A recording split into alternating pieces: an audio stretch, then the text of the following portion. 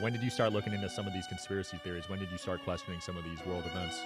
Well, as a comic, I've always been like that because you're always looking at what is versus how people are acting. Like even just the most basic jokes are just what is versus how are people acting. But like the big ones was after the trans kid thing because that's when I lost trust. You know, it's kind of like if you're dating someone and then there's a big trust issue and then everything's different after that. It was like that. And that's when I started.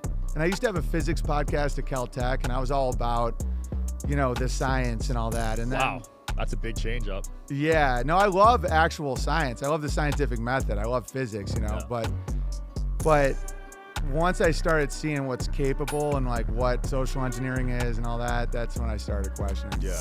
So a lot of science, like these scientific studies, seem to be compromised too these days. 100%. I did a sketch once about a scientific study of who sleeps more between me and my wife after the kid. Yeah. And so and the whole sketch was about I get my scientist to prove it's me. I'll send it to you after the stream, but it's 100% that's what it is.